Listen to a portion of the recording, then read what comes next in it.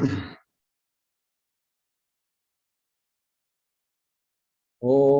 Namo Bhagavate Vasudevaya. Om Namo Bhagavate Vasudevaya. Om Namo Bhagavate Vasudevaya.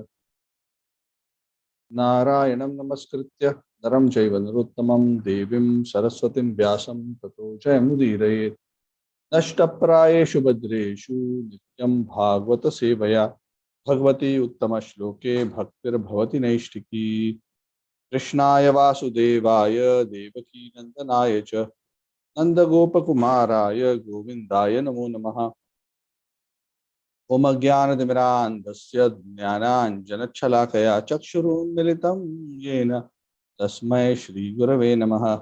श्रीचैतन्यमनोभीष्टं स्थापितं येन भूतले स्वयं रूपः कदा मह्यं ददाति स्वपदान्तिकम् वन्देऽहं श्रीगुरोः श्रीयुतापदकमलं श्रीगुरून् वैष्णवांश्च श्रीरूपं सागरजातं सहगणा रघुनाथान्वितं तं सजीवं साद्वैतं सावधूतं परिजनासहितं कृष्णचैतन्यदेवं श्रीराधाकृष्णपादान् सहगणललिता श्रीविशाखान्वितांश्च हे कृष्ण करुणा सिंधु दीनबंधु जगतपते गोपेशा गोपिका कांत राधा कांत नमोस्तुते तप्त कांचन गौरांगी राधे वृंदावनेश्वरी वृषभानुसुते देवी प्रणमामि हरिप्रिये वंश कल्पतरुभ्यश्च कृपा सिन्धुभ्य एव च पतितानां पावनेभ्यो वैष्णवेभ्यो नमो नमः। जय श्री कृष्ण चैतन्य प्रभु नित्यानंद श्री अद्वैत गदाधर श्रीवासादि गौरभक्त वृंद हरे कृष्ण कृष्ण कृष्ण हरे हरे हरे राम राम राम हरे हरे। नमो विष्णुपादाय कृष्ण पृष्ठाय भूतले श्रीमद् स्वामी नामिने नमो विष्णुपादाय कृष्ण पृष्ठाय भूतले वेदांत स्वामी नामिने नमस्ते सरस्वती निर्विशेष निवादी पाश्चात्य देशताय मुखम करोति वाचालं पंगुं लंघयते गिरिं यत्कृपातमहं वन्दे श्रीगुरुं दीनतारिणं परमानन्दमाधवं श्रीचैतन्येश्वरं हरि ओम्। हरे Krishna. So welcome back. We are continuing our discussion on the pastimes of Dhruva Maharaj. If I remember correctly, we completed chapter 10 and we were about to begin chapter 11. Am I correct? You are right. Yes. Okay. So we have reached a very interesting juncture in the pastime of Dhruva.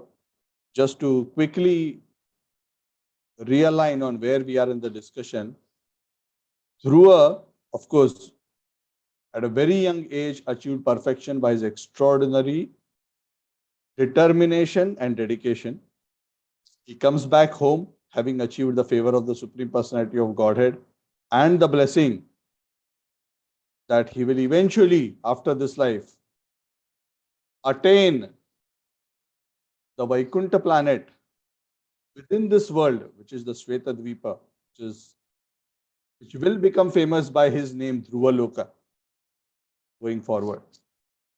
But in the meanwhile, Dhruva, he stayed in the kingdom of his father, and eventually when his father took Vanaprastha, retired for spiritual advancement, Dhruva became the king.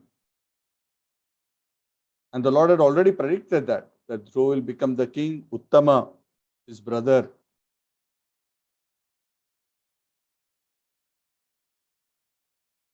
will be vanquished, and his stepmother Suruchi will be killed in a forest fire. So many things are predicted, and Dhruva was scheduled to rule for 36,000 years. So as Dhruva was ruling the kingdom, a very interesting episode happened once. The news of Uttama's being killed by a yaksha came to Dhruva Maharaj. So apparently looks like he had gone for hunting and there was a one-on-one conflict. The exact reasons for that conflict has not been mentioned, but the yakshas are known to be a bit hostile. They are known to be very passionate. They're known to be a bit proud and envious as a race. And this happened deep in the Himalayas somewhere. Srila Prabhupada hints perhaps Some of these Yaksha tribes are what are known as the Tibetan races today. So Prabhupada hints at that. But in any case, that particular conflict happened. In that particular conflict, Uttama was killed. So when the news reached Dhruva, he was so affectionate towards Uttama, his younger brother. He was so overwhelmed, and being Kshatriya spirited, he took his weapons and he rushed towards the kingdom of the Yakshas. Anyone remembers the name of the Yakshas capital? Alaska?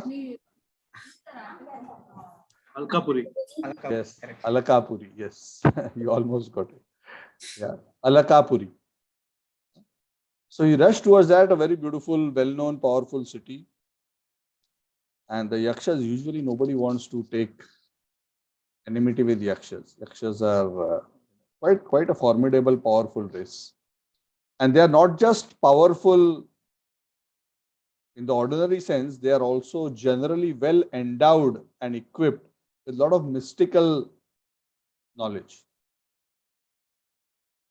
They are good with magical spells. They are good sometimes at transforming their forms. Yakshas are commonly known to be able to transform their forms. Yakshas are generally very, being the subjects of Kuvera, the demigod in charge of wealth, they are generally quite prosperous, well-to-do, well-decorated, generally reasonably good-looking as well. So they are a bit of a proud, aggressive, envious race endowed with mystical skills. So this wasn't going to be a easy challenge for any Kshatriya, but Dhruva, being Dhruva, such a very extraordinarily great warrior, we discussed in chapter 10 how Dhruva had such an amazing encounter. We discussed that war in great detail. I'm not going to recount all the details. Dhruva was first in the battle, weighing down very heavily on them. But at a particular point in time, the Yakshas, realizing that they are not able to match the prowess of Dhruva, even though Dhruva was alone, one-man army, they actually resorted to their mystical spells. And they created a huge illusion.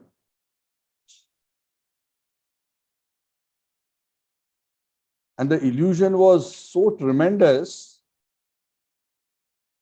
that for some time, Dhruva seemed overwhelmed by the illusion, because it was like raining blood, mucus, and all kinds of obnoxious substances. Not just that, it was raining stones and fire and weapons, all kinds of things. And it was actually an illusion. It can be quite overwhelming, correct? I mean, just like, sometimes if any one of you have watched a 3D movie, sit in a 3D movie theater, upfront it is just a movie. When you're watching that with that glasses and something suddenly comes in front of you, you still become, overwhelmed. And this was not a 3D movie, this was virtual reality for Dhruva. And virtual reality can be really, really scary. So Dhruva was momentarily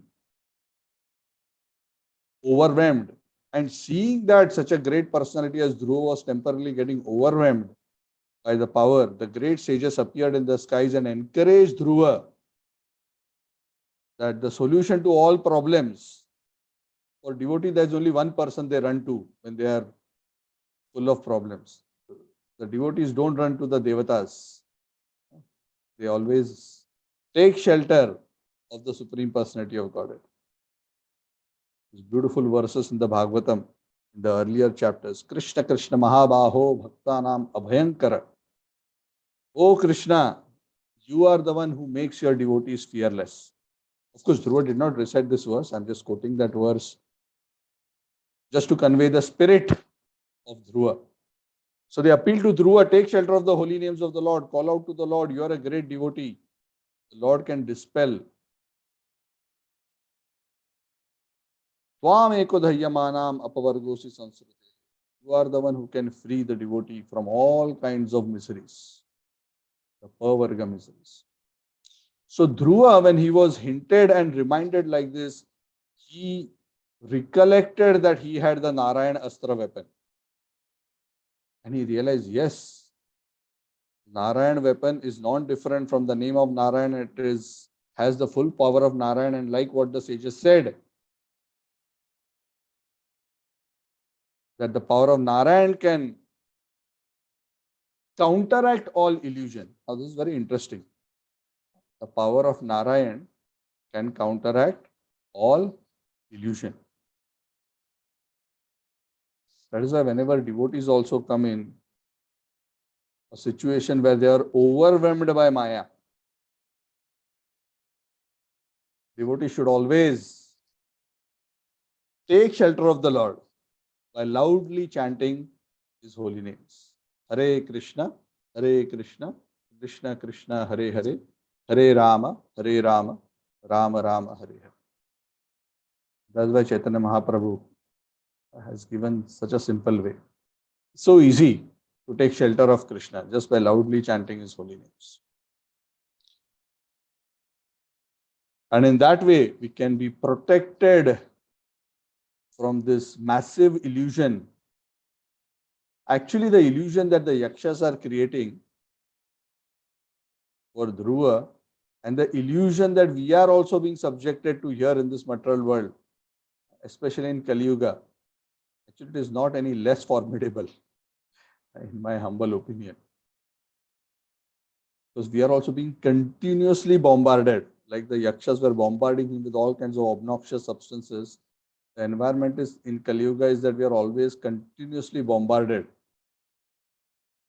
by negativities, profanities, vulgar language, gross materialistic things. No matter where we turn, the environment is so. And that is why we have to be always equipped with the Narayana Astra. Dhruva had the Narayana Astra as a weapon, but for us, Sango Pangastra Parshadam, for us the Astra is the Nama. Because the Astra that we need is not so much to defeat the Yaksha. What we want to defeat is to defeat the illusion. And the illusion can be defeated by the glow, by the shine of the name of the Lord. So that's a very beautiful point. So Dhruva, hearing the encouraging words of the sages, he performed Achman first. Just imagine, this is the way they treat celestial weapons. Just like when we go to the altar, before we do any seva, we do Achman, right? Om Keshavaya Namah, Om Narayana Namah, Om Madhavaya Namah. So he started doing Achman before invoking the Narayana Astra. They're handling it in such a sacred way. And then he took the arrow, and apparently it is said, even though I do not know the full background of this particular Astra, the specific arrow that Dhruva took out, it is said that arrow was made by Lord Narayan. I do not know the whole history of this story, but that is what the Bhagavad says. And he fixed that arrow on his bow. So with great honor, he strung that beautiful Narayan weapon. And that Astra is so powerful, made by Lord Narayan. It said as soon as Dhruva strung it on his bow, he didn't even have to shoot it. As soon as he strung it on his bow, it is said, the illusion of the Yakshas disappeared. Can you imagine the power? The illusion of the Yakshas disappeared as soon as he strung the arrow on the bow. So this is also very interesting. I'm just trying to draw parallel.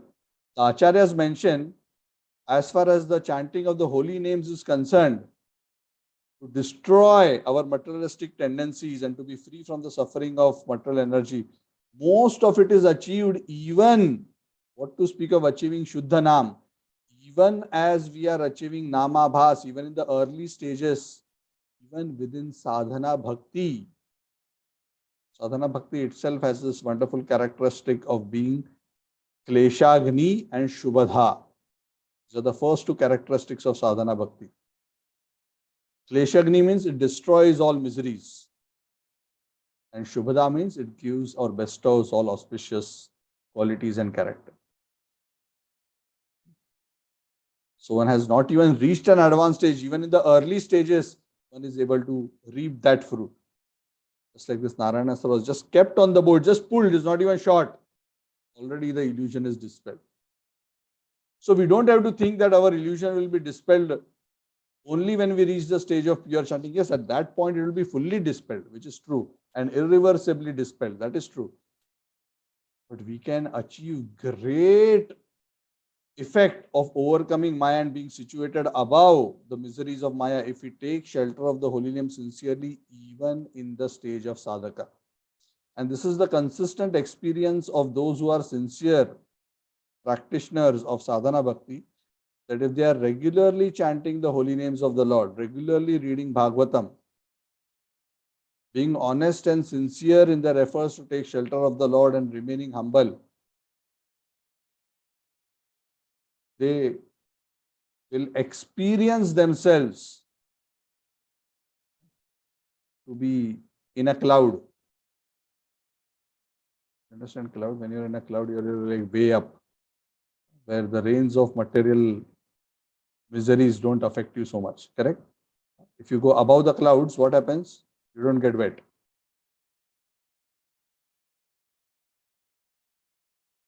So that can be experienced even by sincere sadhakas who take very, very seriously to the process of sadhana. So this is a very interesting point.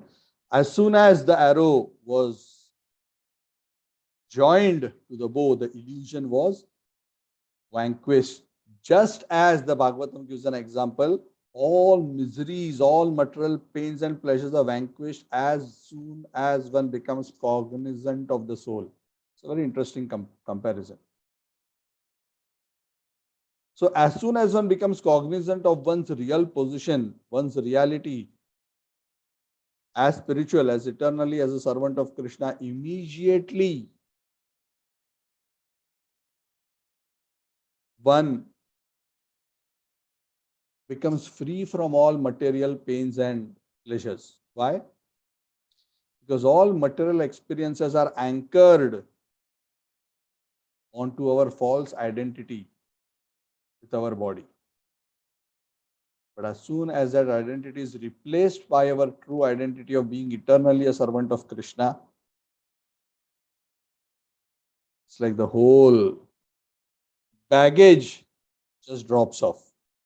Just imagine, there's a huge baggage which is on our back of our karma, of our miseries, of our problems, all our material baggage is on our back. But it is all attached to us with a hook. And where is that hook tagged in? That hook is latched in to our false ego. It is actually all resting on our false ego. So as soon as the devotee dissolves the false ego, what happens?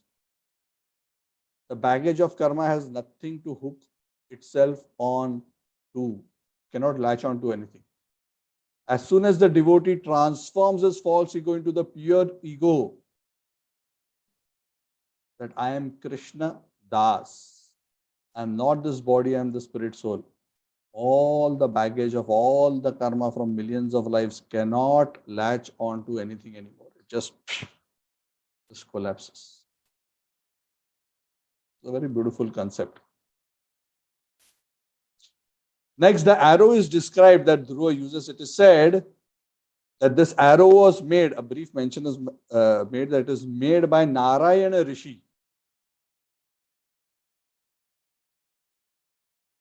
And the arrow has a golden shaft and at one end, beautiful feathers, which are like wings of a swan, are attached.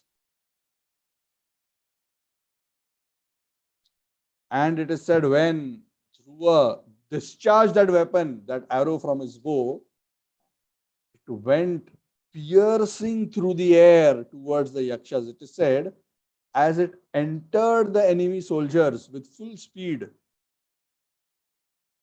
the weapon, this arrow made a hissing sound. It actually made such a terrible sound, just like peacocks who are entering into a forest with a tumultuous sound. Have you ever heard the crowing of peacocks? Huh? No? If you go to Vrindavan, you can hear a lot of crowing of peacocks. There are a lot of peacocks around. So they make quite a peculiar screeching sound. So the comparison is given just like those peacocks are screeching. Similarly, so it made a hissing, screeching, crowing sound, and it just rushed into the assembly of yakshas. And it is said that that weapon was so powerful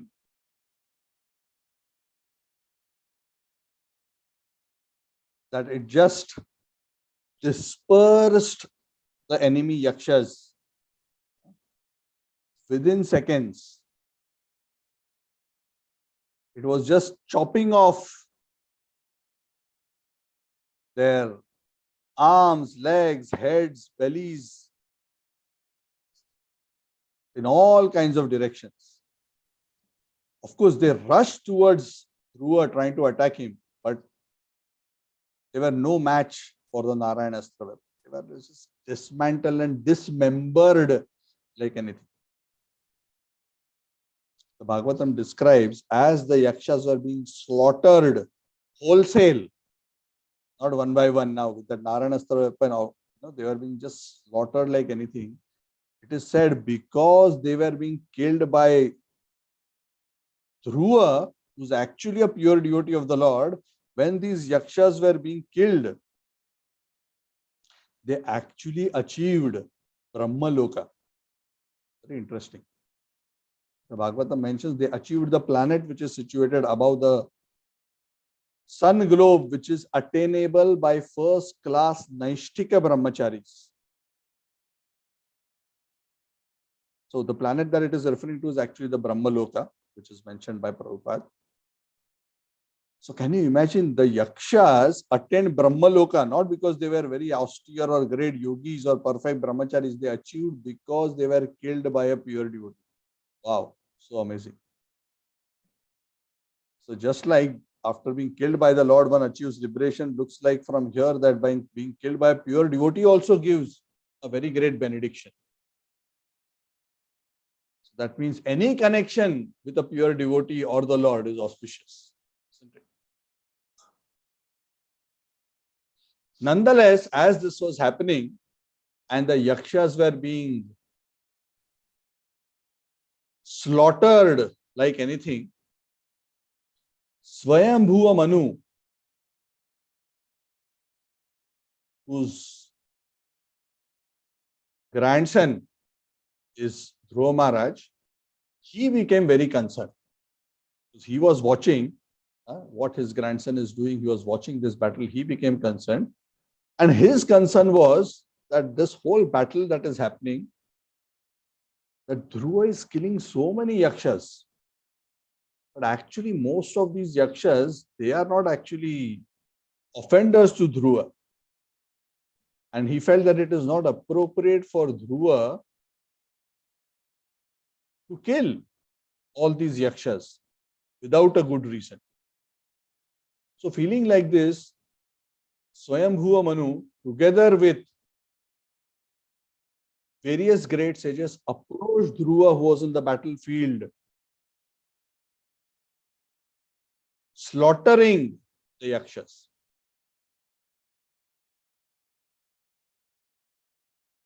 So suddenly, in the middle of the battle, in front of Dhruva, Swayambhuva Manu and the sages appeared, and he was like offering his obeisances. Suddenly the grandfather appears, he offers his respects. Swayambhuva Manu starts talking to him. He says that, "Oh, my dear son, please stop. What is this that you are doing?" He says, "You are unnecessarily becoming so angry. Why are you slaughtering so many yakshas?" This kind of uncontrolled anger that you are displaying through her is not the path of those who are advanced spiritual consciousness. It doesn't befit you. Uncontrolled anger is always the path to hellish life. So this kind of a mass killing that you are doing is not at all approved by authorities. And it also doesn't befit you. It doesn't befit our family. You are spoiling our name. You are in the line of Swayambhuva Manu. You are a very great devotee. You should know the laws. You are supposed to know the laws of religion and irreligion. Yes, it is true. You are very affectionate to your brother Uttama, and I can understand you are disturbed by his death. But for the offense of one yaksha, why are you killing all of them? What logic is there for what you are doing?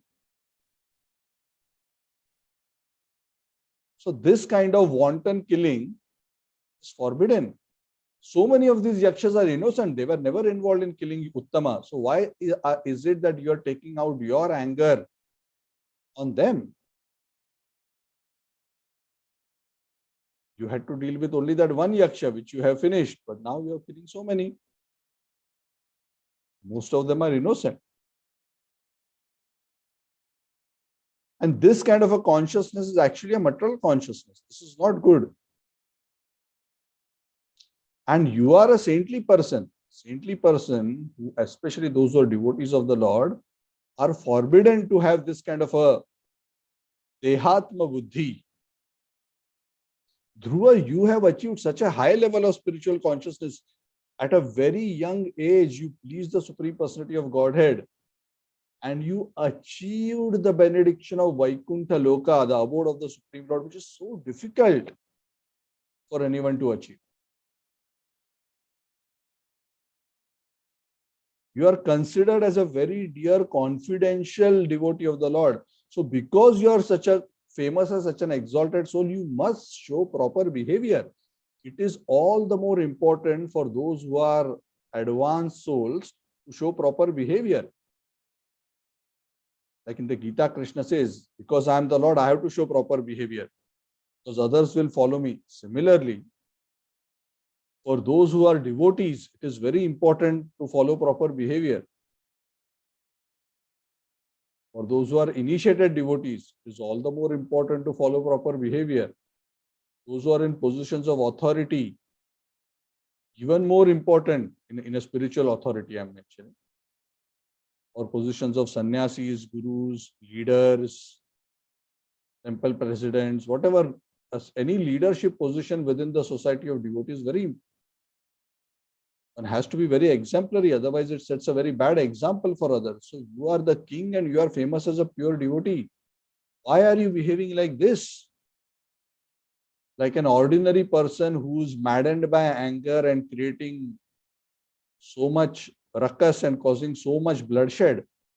For what? So actually, even though the tone of Swayambhuva Manu's speaking is not very clear here, it quite seems like he was almost like chastising Dhruva. Essentially saying, Dhruva, this doesn't befit you. What is it that you are doing? And Dhruva, you should know, you are a devotee, you should know that the Lord is satisfied or pleased when his devotee displays qualities. Titikshava karunika suruda sarvadehina majata shatrava shanta sadhava sadhu Krishna. In the Bhagavatam elsewhere, this verse is mentioned. What are the qualities that decorate the personality of a sadhu? And tolerance is amongst the primary ones. Compassion, mercy, friendly, equality. And Dhruva, you are in this particular instance, you are violating all of them. Spiritual life is all about pleasing the Lord, and pleasing the Lord is done by showing all these kind of qualities. And when one pleases the Lord, automatically one becomes free from the false ego, which is the cause of all this kind of material entanglements. So why are you becoming so overwhelmed in this situation? And then very nicely, in many verses, I'm not going to go through all the verses, but I just want to summarize, because there are most of this chapter is what Swayambhu Manu is preaching to Dhruva. This is very interesting.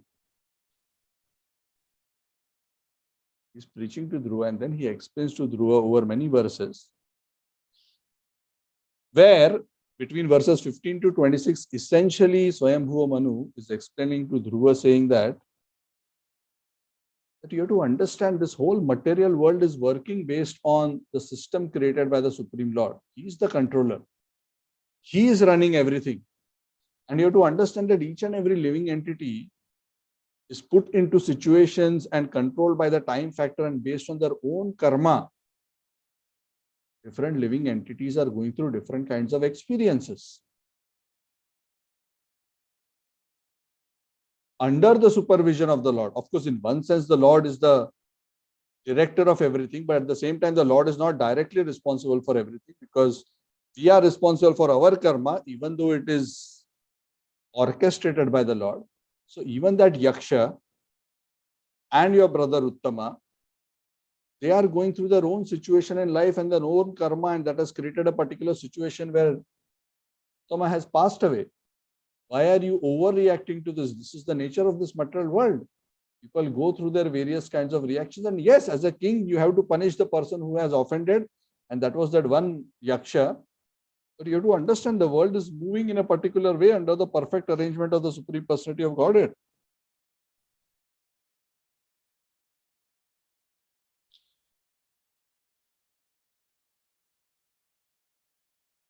So I'm just summarizing that. He mentions many other philosophical points about how the Lord is, even though he's in one sense the doer, he's actually the non-doer.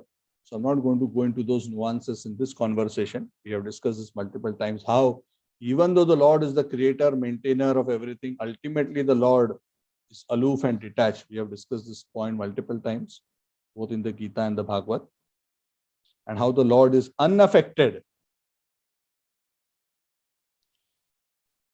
And he says different people have different opinions, that ultimately whatever happens to a person, it may be generally because of the karma, or it is their desires. But at the end of the day, we have to understand that there is an immediate cause, there is a remote cause, and everything is happening under that higher arrangement. Karmana daivanetrena. So there is no need for you to overreact to this situation. Yes, we must react because we have a dharma. In this case, you are overreacting. So Dhruva, please don't overreact. And this overreaction is happening, Dhruva, because you have allowed your anger to go uncontrolled. This is the problem of uncontrolled anger. When anger is not controlled, anger, when it is used in the service of the Lord, remains controlled.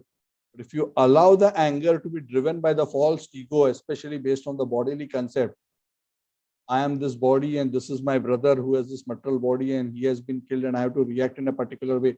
When you allow yourself to be driven by this consciousness, and that is what seems to have happened for you, Dhruva, just see how you have become swept away by the modes of passion. And even to some extent ignorance, because this kind of a blind anger is actually a symptom of the mode of ignorance. So you're overwhelmed by the lower modes.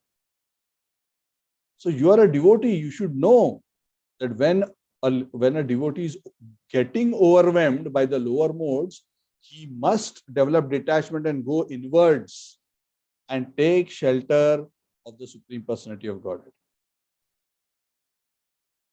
So please, Dhruva, be re-established in your position as a devotee. You have now seemed to be a bit disoriented. Take shelter of the Lord. Again, you are already a very great devotee. You are going to be going back home, back to Godhead. You have got such a privileged position. So don't create a bad example.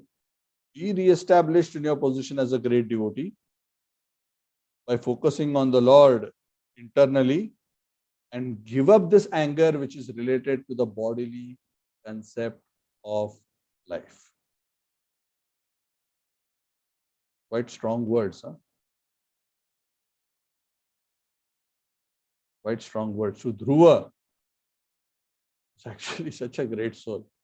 Someone is chastising him, and not in private. It seems public. This is Dhruva, not you and me. So Dhruva in one sense was quite chastised, and he was instructed also that please be re-established in the proper status of devotional consciousness. Have the right perspective. If you allow the lower modes to overwhelm you, you have lost the perspective of reality because of allowing yourself to be carried away by the bodily concept of, and you have become overwhelmed. And also, Dhruva, one more thing you have to be careful about. Have you realized that by this over anger of yours and by your excessive killing of the yakshas, you have also displeased Lord Kuvera?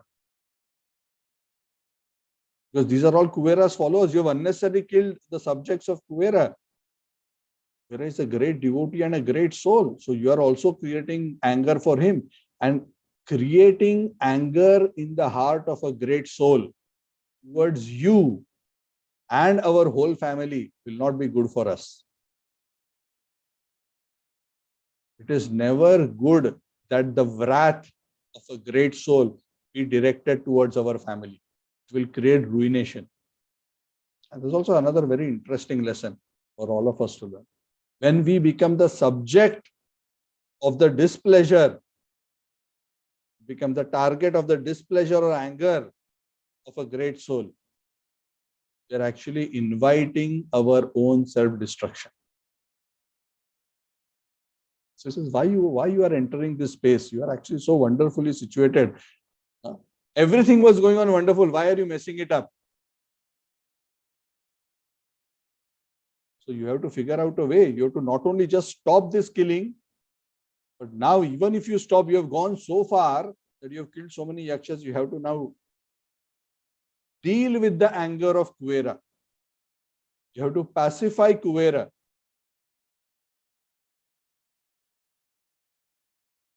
And this Kuvera is Lord Shiva's brother, who's the treasurer of the Devatas. So effectively, you have offended Kuvera and you have also offended Lord Shiva. So please immediately pacify Kuvera also. Stop your fighting and pacify Kuvera. Otherwise, his wrath will affect our whole family. So as he explained him like this, told him what is his defect, he made a proper philosophical analysis of the actual situation.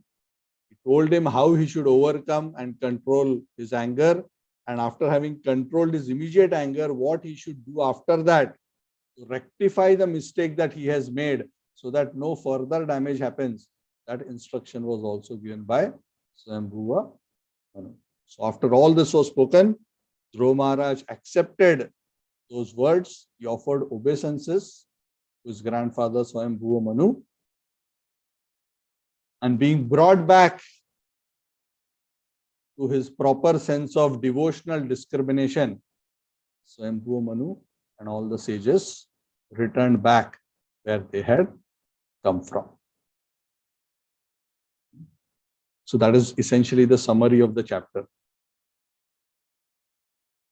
So what I'm going to do now is, I have told you this past time, I want to open up the floor and I want to hear from all of you. Of course, you can have questions also. We can discuss questions also. But I want to give the opportunity to all of you to share what is your understanding or realization from this particular pastime. If anybody would like to share, you can just raise your hand and then I will select who wants to speak.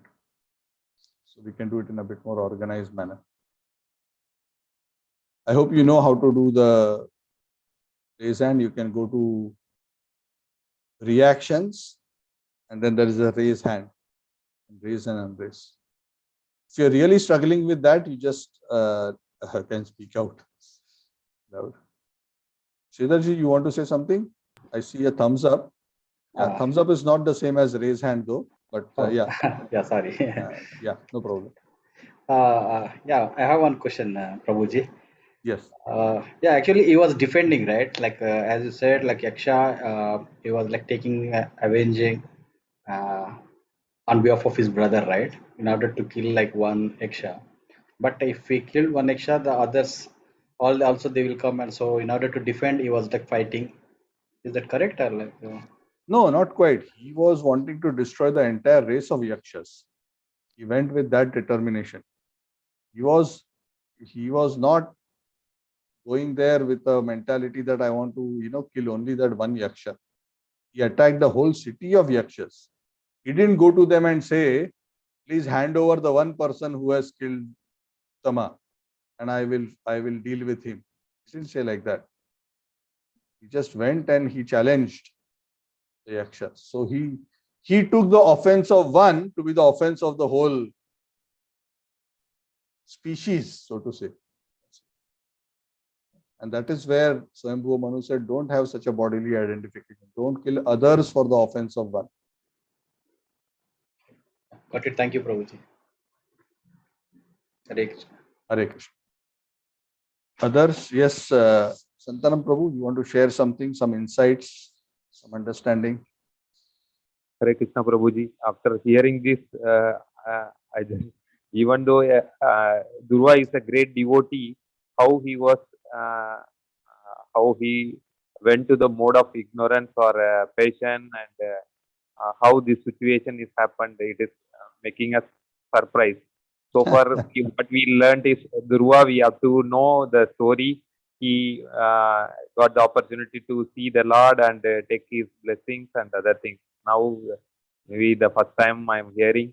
So I'm wondering, even though he's a great devotee, how the Maya controls him, or how he become passionate, and he did such an offense. Yes, that is the good question. That is the question that I was waiting to hear. And that question is the lesson in this chapter. Your question is the main lesson in this chapter. And what is the lesson? The lesson is, even though we may become a very advanced in spiritual consciousness, if we are not careful, then we can get quickly swept away by the lower modes, sometimes even in the name of doing the right thing.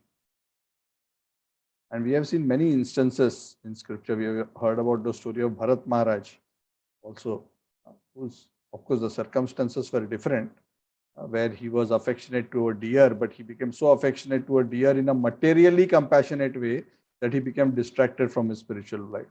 So here, Dhruva allowed his anger to come to a point that he lost his discrimination.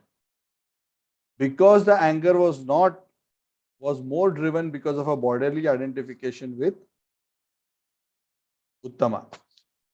So the point is, if we are not careful in maintaining our spiritual consciousness through proper spiritual intelligence, some inattention can cause us to be led astray and cause us to be overwhelmed by the modes of material nature.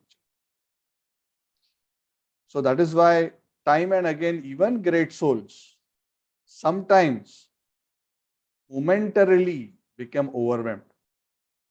But the wonderful thing about great souls is, because they are so dear to the Lord and to the devotees, usually the Lord and the devotees will immediately come to their rescue, pull them out, like it happened in this case. Swayambhu Manu came and saved the situation by not allowing it to degenerate further. And Dhruva again became re-established in his position. So the point is that as long as we are in this material world, we are in Maya's fortress. Prabhupada gives a very beautiful example. Prabhupada says, just like a hunter who has captured a wild animal. When a hunter has captured a wild animal, the hunter has to be very, very careful to make sure that the wild animal is always under his grip and under his control very tightly. If he's a little bit lax and inattentive, then there is every chance that that wild animal, which is our uncontrolled mind and senses, will slip out of our hand. And when a wild animal which is caught by a hunter escapes from the hunter's hand, before the wild animal runs away, it attacks the hunter and tries to kill him. This is what the scriptures say. And Prabhupada gives this example a few times in some purports. So the point is, and that is why the senses in the scriptures are compared with snakes. And controlling senses is like controlling snakes.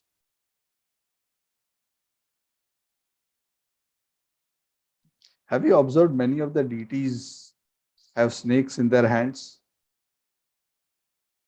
Even the devatas, sometimes they'll have a coiled snake which they are holding. What does that signify? The uncontrolled sense is represented by a poisonous snake. And he who controls the snake is a person who's controlling his senses. So when you have a poisonous snake in your control, you have to be very careful. If you're inattentive, the snake will turn around and bite you. So until we are in this material world, the living entity always has to be very, very careful. If he lets his guard loose, then there will be disaster. And this has been seen in many, many pastimes, not just in Dhruva. There are many souls who ended up making mistakes, and that is why sometimes we see even the devatas sometimes make mistakes. Correct? Sometimes we hear so many things about Indra. Indra is also a great devotee. May not be as great as Dhruva, but he is still a well-respected, advanced, relatively advanced soul. Maybe not as advanced as the pure devotees, but relatively advanced soul. Krishna considers him as a great soul. Still he makes mistake. Why? Because in this material world, if one is casual and not careful in dealing with one's anger, one's lust, one's greed, right? The 3 gates to hell we discussed on Wednesday, which are all ultimately based on bodily identification. False ego. Then one can be quickly bewildered. But the good thing is, like what Dhruva was advised by Swambhuva, Manu, that as soon as we detect that this is happening, quickly the devotee should again take shelter of the Supreme Personality of Godhead and the process of devotional service to make sure he's re-established in his position. So as long as we are in the material world, we are still in a dangerous position. We have to be careful. We'll be safe fully only when we go back home, back to Godhead. But the point is, as long as one is very sincere, even if there are such dangerous situations, Krishna will make sure that his devotee is never lost. Partha pratijanihi name bhakta pranashyati. So you'll always see that even though there may be some mishaps, Krishna and his devotees always come to the rescue. So as long as the devotee is sincere, he gets restored to his glorious position very, very soon. Okay, does it answer your question, Prabhu? Yes, Prabhuji. Okay, thank you. Vikas Prabhu, you want to say something? Hare Krishna, Prabhuji. Yes, Prabhu. Yeah, my learnings is same as what you just explained. You know, as long as we are in this material world, we will be under Maya's influence. But the another thing also, my learning lesson from here is that, you know, we have to keep our senses awake all the times as well.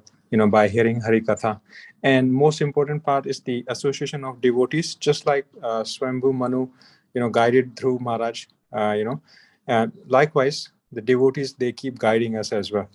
And we have to understand our position in that sense as well, that we are getting the guidance from the devotees. If Dhruva Maharaj can his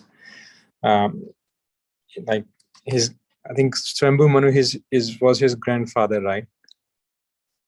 Yes, his grandfather. Yeah. So he got the guidance from him. So likewise, we should get guidance from the devotees as well, and then we should listen to them as well. Yes, true. So this is another very important point. Thank you, Vikas Prabhu. The thing is that if we are always in the association of devotees and guided by equals as well as our superiors, then very quickly when we deviate, we can be reminded and quickly brought back to our proper consciousness by the correction of the devotees. The most dangerous situation comes when we are being corrected and guided by devotees, but rather than accepting that, we actually fight that back and try to say, no, I am right, you don't understand. I am wonderful, I am right. And then we actually just open the way for our own fall down. And this is because of the false ego. That is why one must be humble in the association of devotees and do a lot of self-introspection. Because many times, see, for advanced souls, usually the challenge doesn't come in the form of a direct material allurement. It comes in a tricky fashion. For Dhruva, it came in a tricky fashion. For Bharat Maharaj, it came in a tricky way. It came in a way of a different situation where in one sense he was justified to react, but he got so carried away in his affection that he didn't know where to draw the line. Same with Bharat Maharaj. He was actually in one sense compassionate, and compassion by itself is nothing wrong. It is wonderful quality. But he allowed his compassion to be at a material platform and allow it to take him to the point of being distracted from his devotional service. And that is why he fell. So Prabhupada also mentions that if, even for Bharat, he says, even though for Dhruva, I don't remember whether that comment has been made, and what you rightly said, Swambhu Manu quickly corrected him. But even for Bharat Maharaj, Prabhupada says that if Bharat was in the association of devotees, they would have quickly corrected him. But he was in the forest, in an ashram alone. And he was not realizing that he's slipping and slipping and slipping into a material consciousness and going away from devotional service. That was his situation.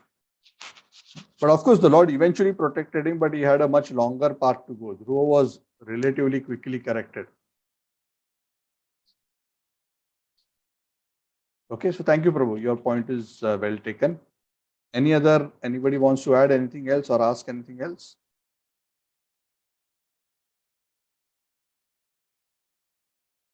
I just saw a little while ago, was it Sachi Prema Mataji or somebody had put their hand up? Is there anything you want to add, Mataji?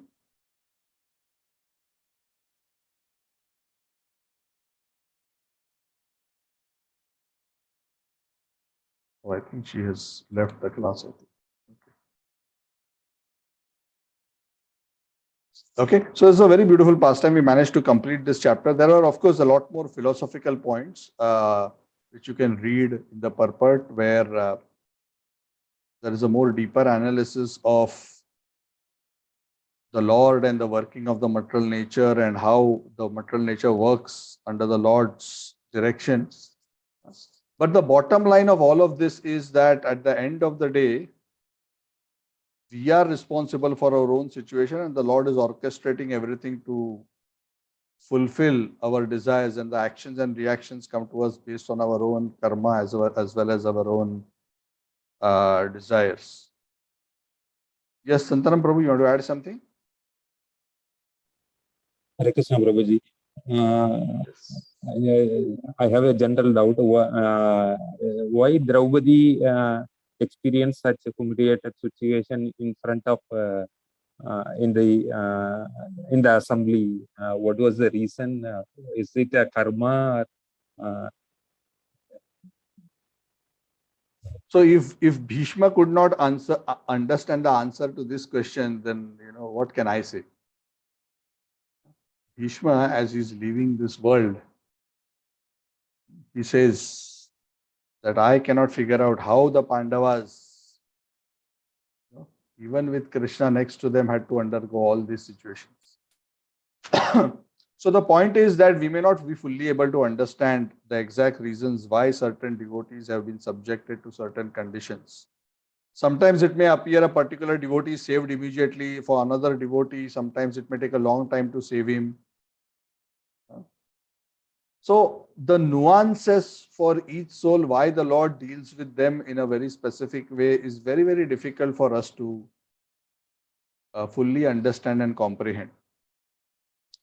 And even great personalities and great acharyas says it is practically impossible for us to fully figure out.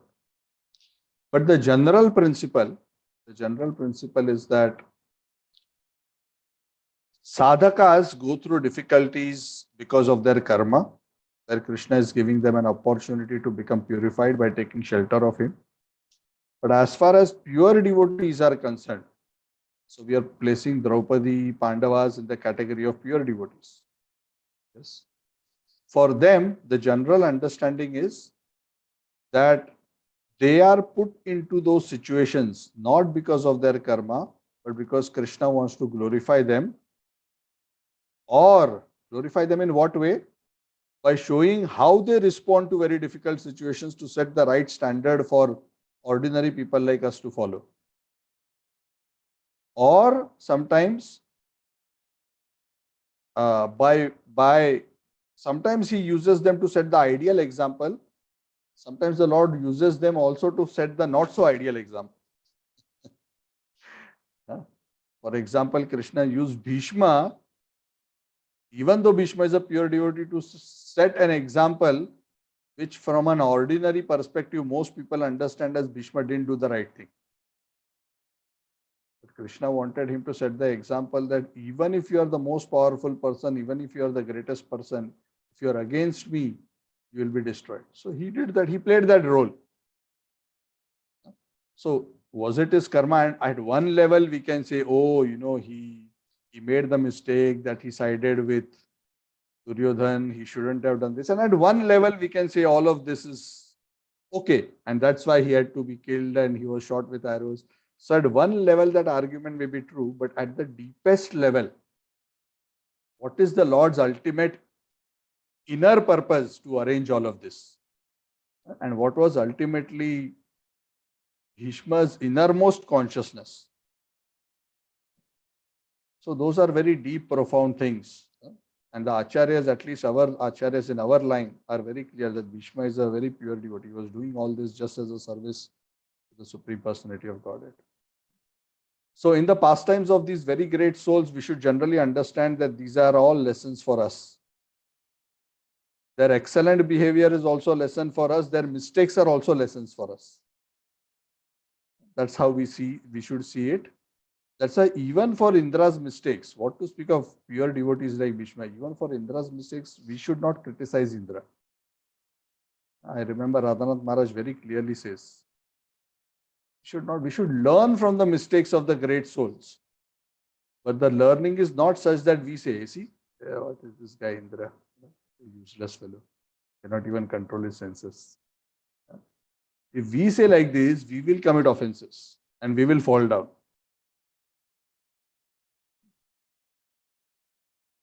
There have been instances in scriptures where one person made a mistake, a great soul made a mistake, and some others who were also reasonably well situated great souls, they laughed at that person. What kind of a mistake he is making? And those persons fell down because they laughed at this great soul. And that great soul got corrected by the Lord very soon. But the other people suffered. So, in this play of the Lord and his devotees, we have to generally be very careful, especially in public. And sometimes in private, we may reflect a little bit, but at least in public, we must be very careful not to be judgmental. Yes, Prabhu, does that help you? But other than that, the deepest things I wouldn't know, because even Bhishma couldn't figure it out. So how can we know? Thank you, Prabhuji. But Yeah, go ahead. You said something. thank you, Prabhuji. Can I ask one more question, Prabhuji? Yeah, you can ask. Then after that, Suraj, I'll come to you in a minute. Yeah.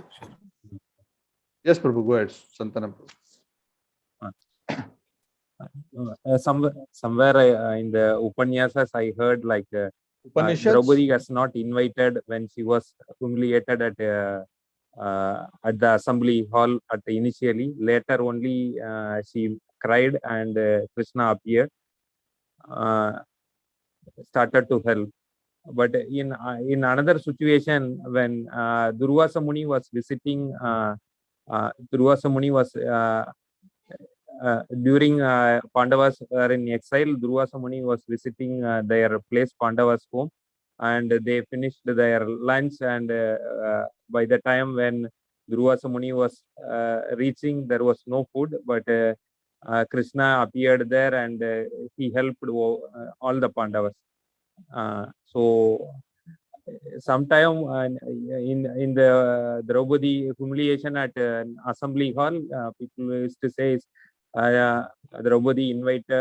Draupadi prayed for rescue at the last minute and Krishna appeared. But in the Durvasa incident, she never prayed, or I'm not sure, but how Krishna appeared over there and helped Pandavas. Prabhuji. I don't know all the details of these stories, so I cannot comment. But all I can say is I've heard something about this, but I don't recollect right now what is the explanation. So I don't want to speculate. I've heard this argument, and there is some answer to it, but somehow I do not recollect why in that case Krishna went. So see, the thing is, different acharyas for different instances, based on the nuances of the pastime, have done a very detailed analysis of certain situations. Yeah. And they're all fine.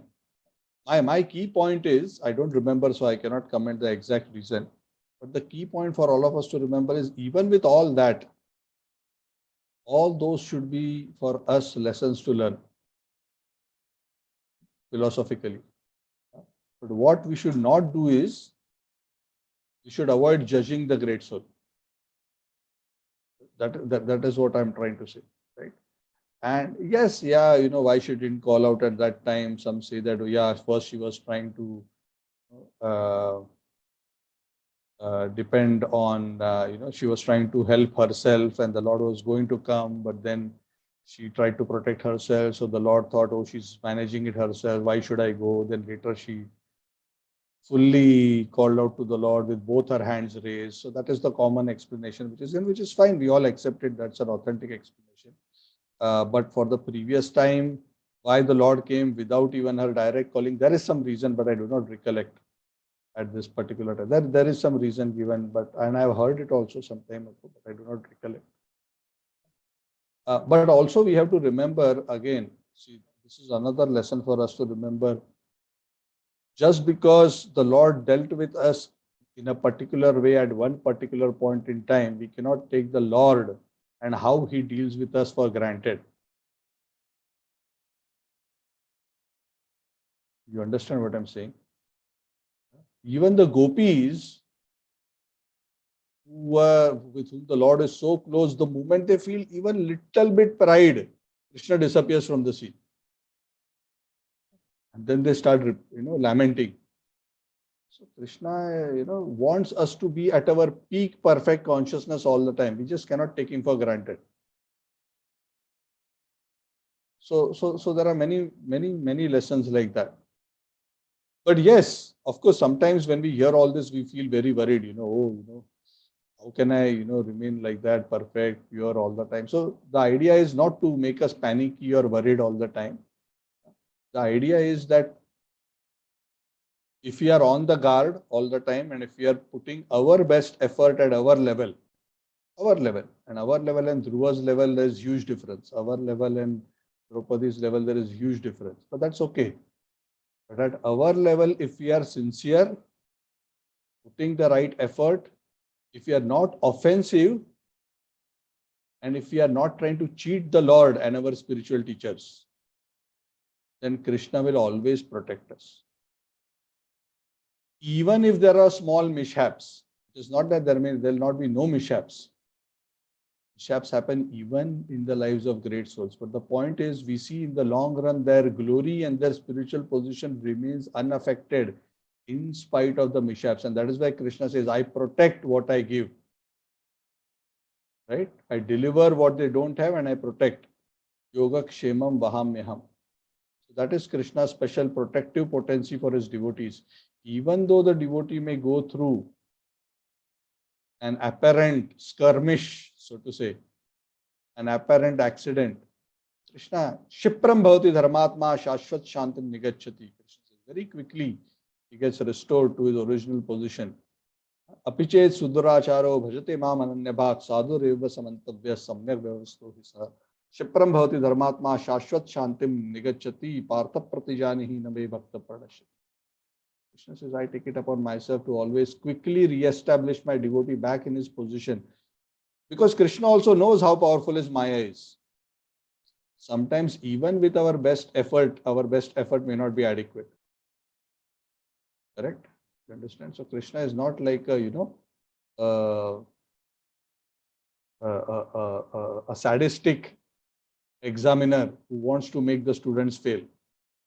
He's always looking to make us pass. Sometimes even if the paper is tough, he will somehow give us grace marks and pull us through and push us to the next class.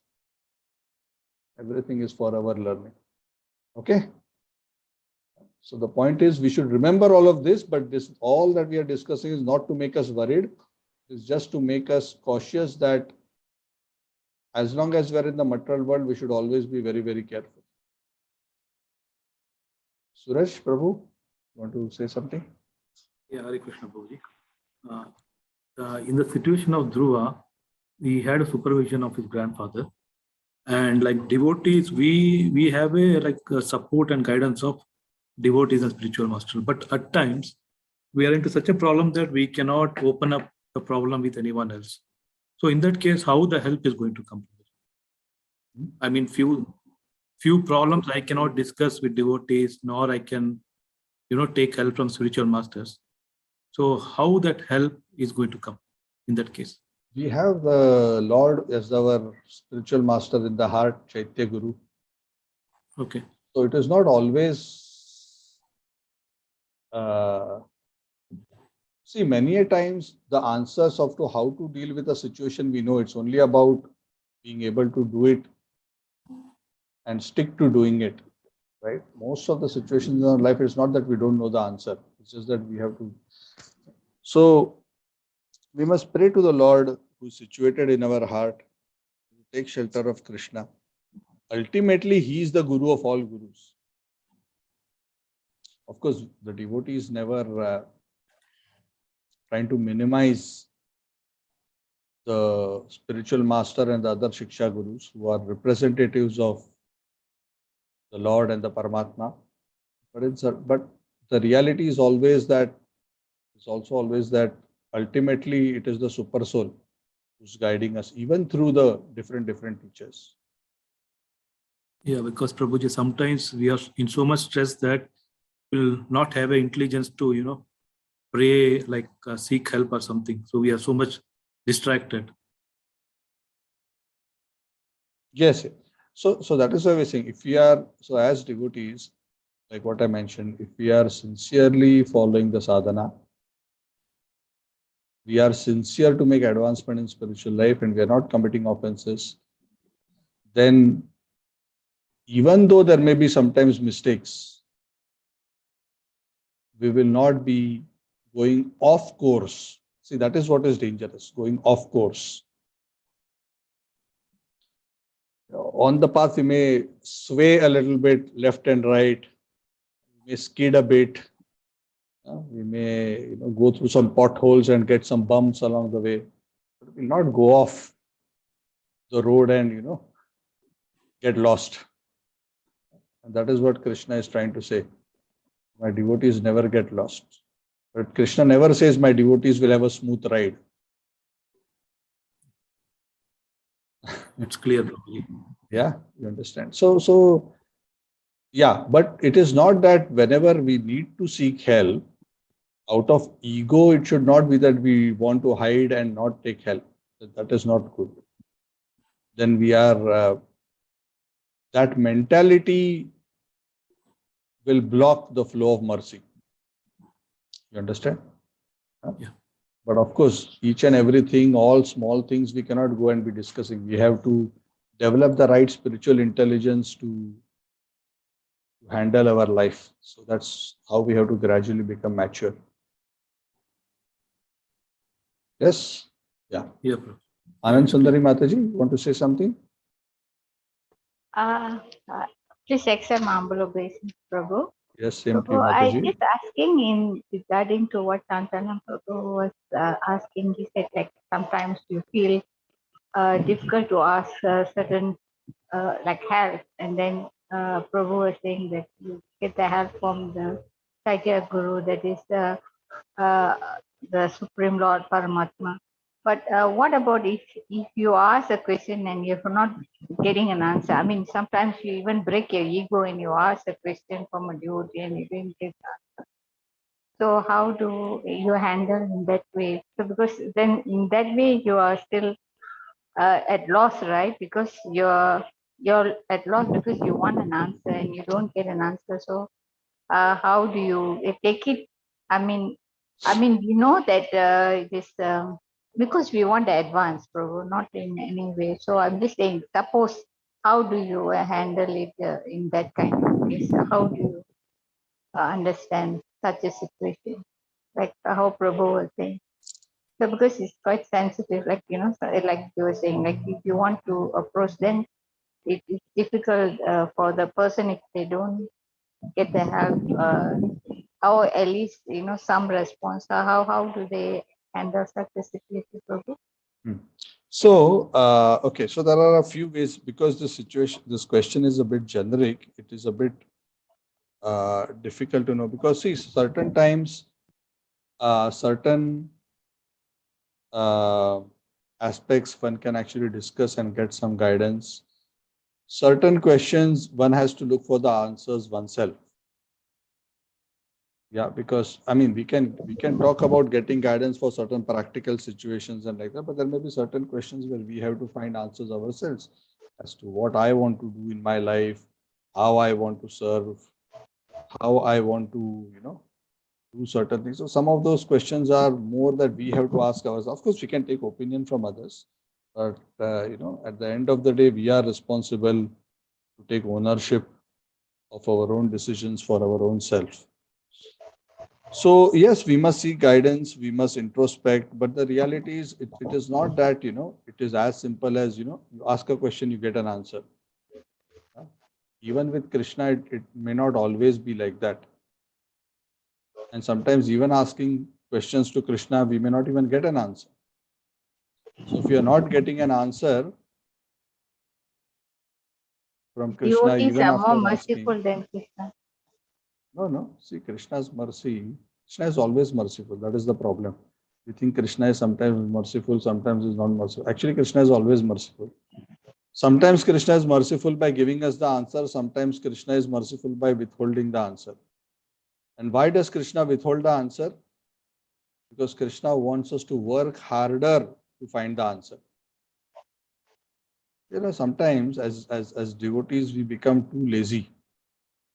We just want to dump and the question. We want to stop our own reflective thinking and taking ownership.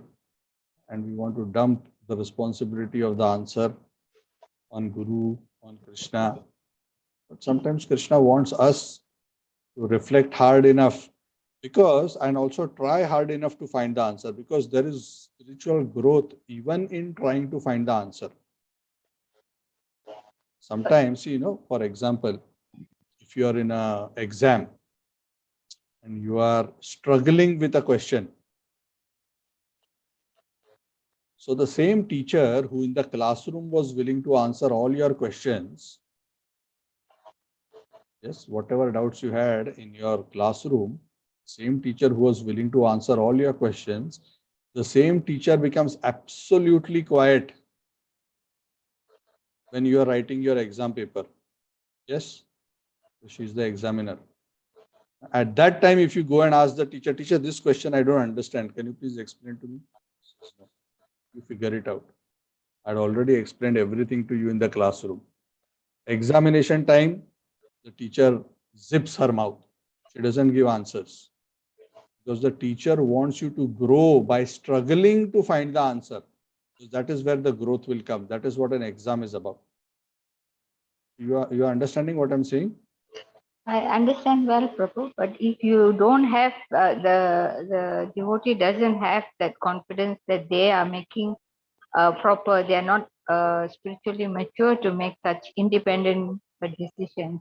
Like, sometimes you may speculate that you are doing right thing. So when you ask a person who's more experienced, that so then you know that you are doing the right thing, or instead of just acting independently and making the same doing the same mistake again and again, because it's because of the devotee feels that they are not qualified enough to make such decisions, because they themselves because they are What I'm saying overwhelmed now, by the situation. yeah, so the point is, again, because it's a generic question, I wouldn't know what is the nature of the question. So certain questions, like what I said, yes, if they feel they are not mature enough to take the decision, certain questions they can seek guidance from guru, from seniors, right? But certain questions we have to find the answer ourselves. Right. Thank you. Yeah. So certain questions, and sometimes we have to go on seeking the answers until we get the answer. And why Krishna is making us look for the answer so hard? Because through that process we will learn and realize a lot of things. That is the point. You see, that is exactly what I was trying to explain to you. Sometimes the answer doesn't come because if Krishna just gave the answer to us, just like the teacher just gave the answer to the student, saying this was the problem, this is the answer to the problem. The student will just say yes, yes, yes. He will just write that and give the paper, but he has not learned. He has not internalized the subject. He has not understood the application of the concept. He has just mechanically done something. There is no growth. That is like a person just getting initiated but doesn't have any strong faith or not, properly situated in the spiritual life. Then what is the use? So that is why sometimes Krishna may not give even the answer directly. He may let the devotee struggle a bit to figure out what is the right thing. And in that struggle, the devotee may go through a lot of pain also. And the devotee through the whole process continues to pray to Krishna to give him the right intelligence. He doesn't demand to Krishna that you have to come and explain to me now what I'm supposed to do. If you don't tell me what I'm supposed to do, I have had many times in my life where I have felt that, I don't know what I'm supposed to do in this situation.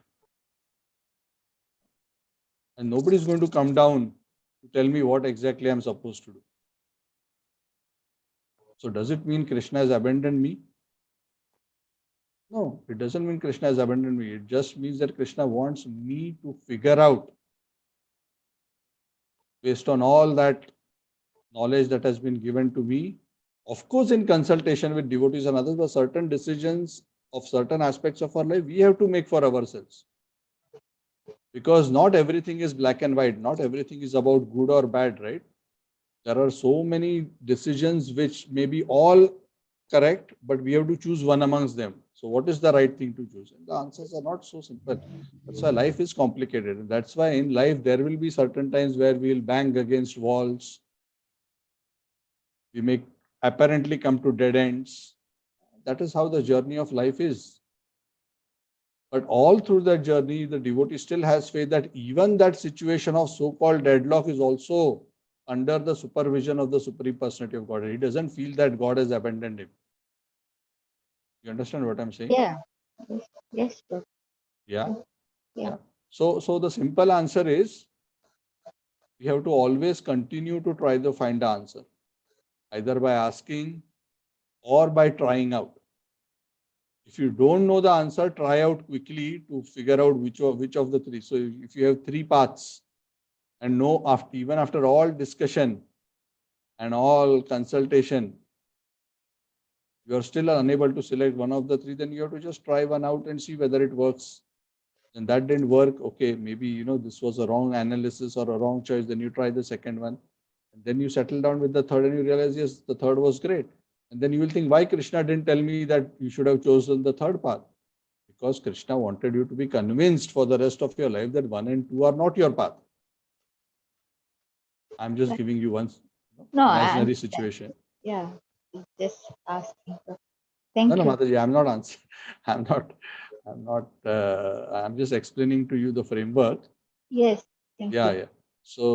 Yeah. So, devotees should not get frustrated.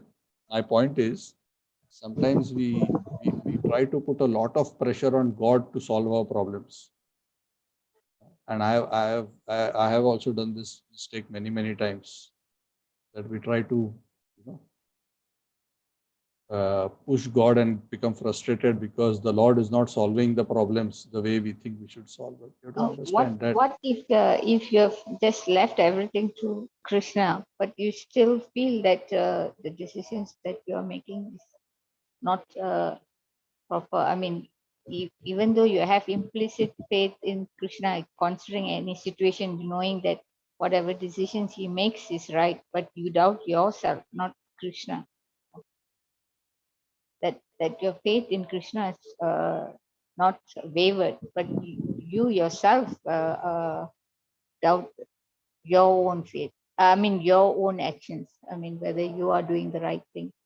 That is okay. We never think that my decision and my analysis is perfect. So it's okay. It's okay to do something by thinking something is like this and trying it and it not working out.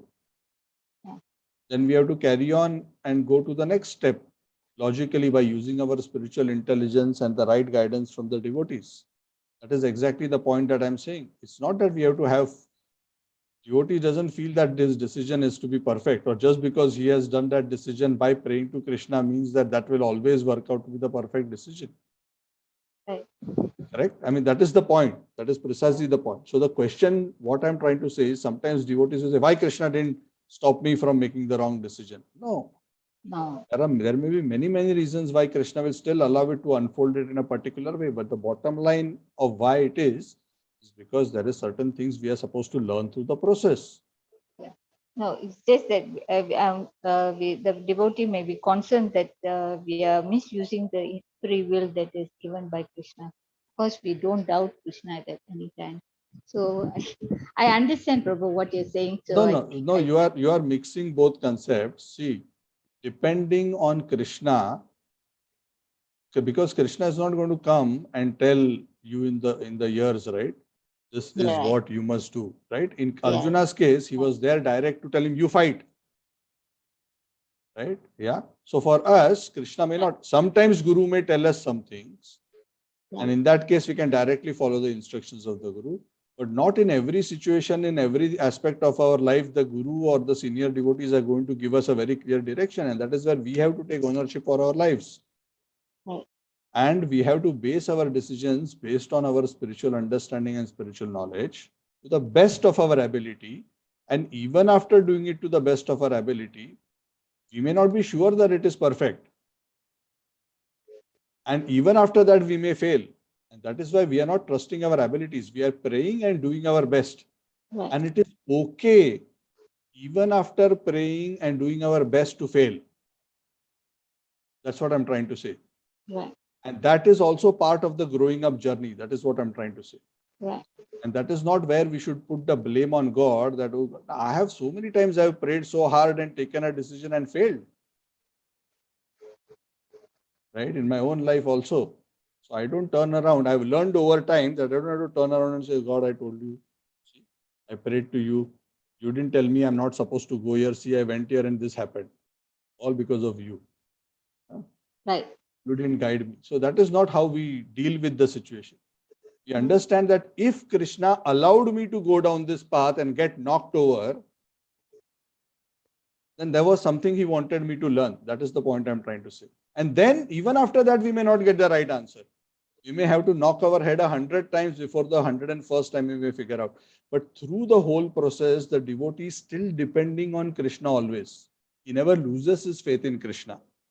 But depending on Krishna doesn't mean not using our intelligence and not doing anything. That is what Krishna tells Arjuna also. Mate sangostu akarmani. Do not be attached to inaction. So depending on Krishna doesn't mean Krishna, I'm going to sit. So you, whatever you want to do, you do. No. That is not our process. You understand what I'm saying? Because sometimes some people translate depending on Krishna to be like that.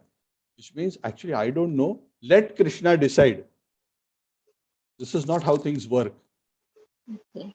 You understand? When something is totally not in your control, let Krishna decide is okay. For example, you are in a bomb shelter and from the top, like Ukraine devotees, they are in a bomb shelter and there are bombs and missiles dropping all around and they are sitting in that bomb shelter thinking whatever Krishna wants is fine. That is okay. That's a different situation. But because there is nothing they can do in that situation, that's the only thing they can do is fully depend on him. But Krishna, in the situation that we can exercise our will and our freedom and our intelligence to deal with our life in a particular way, we have to use it and exercise it. We cannot be inactive and put the problem on Krishna. You understand what I'm saying? I'm not saying you are suggesting this. I understand what Prabhu is saying. So the Sistasukam 8 said, so whatever you do, Lord, that I will still maintain my faith. So you are just saying that we have to use our minute independence in a intelligent way. That's what Prabhu is saying. Yes, that is exactly what Krishna is telling Arjuna also, right? Yeah. And that is why at the end of the Bhagavad Gita, what does Krishna tell Arjuna? Krishna doesn't tell Arjuna, you just follow what I told you. Does he tell him that? No. He tells him, I have told you whatever I had to tell you. Now you deliberate on this fully and do as you wish. Even to Arjuna, Krishna says, you exercise your free will. You own the decision. Don't put it on me. Right. See, the problem with us is we want to put the decision on Krishna. That is not what Krishna is expecting us to do. We have a wrong understanding of depending on Krishna. Right. You understand what I'm saying? Yeah. We cannot dump the decision on Krishna and then point the responsibility to him. See, it got all messed up because of you. You didn't manage it properly. No, that's not how it works. I mean, that is the point. Yeah. It's a very subtle point. It's not so easy to fully assimilate. Yeah. But the point is, yes, we are depending on him. The bottom line is, we depend on him. We take his shelter, but we still have to be taking ownership and driving things. Right. For those factors which are totally beyond our control, we are fully dependent on him because it is totally outside our control. But for those factors which are in our control, we have to fight. That's what Krishna tells Arjuna. Don't be lazy. Get up. Take up your weapons and fight. Okay, Krishna doesn't tell Arjuna, oh, since you said you can anyway do everything, why don't you just finish everything off? I'm going to the forest. So you get up and you fight. Don't be lazy. So, and why Krishna is doing like that is because that is the process of growing up. We evolve spiritually by going through the journey, and that's what I'm saying. And so sometimes part of growing up is being knocked over 100 times. So if you see many of these people who have been successful, for example, this wonderful example of Edison, who invented the light bulb. Yeah. It is said he failed 1,000 times or hundreds of times, whatever it is. And when he was asked, you failed, he said, no, every time it didn't work, there was one way I learned as not the right way. So in that way, I was advancing. You understand? Correct? Right. So Krishna will deal with his devotees like that sometimes. Sometimes he doesn't want to give the answer easily. And there is a reason for that. So when Krishna puts his devotees through struggle, there is certain learning there. And the learning may be to force them to surrender. The learning may be to make them detached from certain material attachments. There could be so many things. So Krishna, Taylor makes plans for each living entity. And what we have faith is, Krishna is always keeping my best interest at heart. Even though in the process, I may go through so much suffering and pain. And that is what Ashrishava Padaratam Pinastuma means for us at our level. Right. No matter what Krishna will make me go through, even though I have faith in him, even though my life is devoted and dedicated to him, in spite of that, if he makes me go through a lot of misery, he is still my Lord in all situations. Sistastikam 8. Yes, but I'm talking about it at our level. Radharani's prayer at that level is at a very high platform, but I'm talking at our level, this is what it means. Right. Correct? Yeah. Thank you. So Thank please you, bless thank me No that problem. I can develop this consciousness. Thank you, Prabhu. Thank you. So Krishna is always our well-wisher. Always our well-wisher. I have always realized Krishna Yes. never ever will. For anybody who's sincere, Krishna will never ever abandon them. We don't doubt it. It's just that we doubt ourselves. No. I'm not targeting my answers to you, Mataji. Please don't No, I'm misunderstand. I'm just giving a saying. general answer. Yeah. Right. So it's okay to doubt ourselves. That is okay. We always think of ourselves as incapable. But what I'm saying is just because we are incapable, we cannot put the burden of the answer on Krishna. That's all I'm trying to say. Right. So Krishna is saying you're incapable, become capable. Try it out. Use your intelligence, use the knowledge, use the experience, discuss with devotees, take shelter more, chant more. Work hard to figure out how to do it. That is how you will learn. See, that is the whole point. That's what I'm trying to say. Thank you. Yeah. So it's not easy always. Just because you take shelter of Krishna doesn't mean everything becomes easy. Oh, the road will open up and everything. You will walk beautifully through the garden and go back to Godhead. No one has gone like that. But we have this beautiful protection of the Lord that we will always be protected. And even as we go through difficult situations and even we may externally go through suffering, we are always in Krishna's embrace. Krishna is just there. He's not visible, but his hands are just behind us. If we fall, he will catch us. So that is the faith that we have. You understand? Hare Krishna. All glories to the Supreme Personality of Godhead. Thank you. Okay. Can we end here? Yes. Thank you all very much. I will see you on. Are we supposed to meet tomorrow? I'm not sure. Yes, Prabhuji. Tomorrow we have class. We were supposed to meet tomorrow, no? Let me just quickly check my calendar. So it's already 10:34.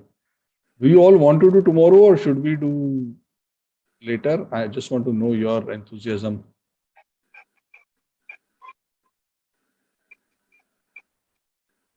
So if you're available, we are available.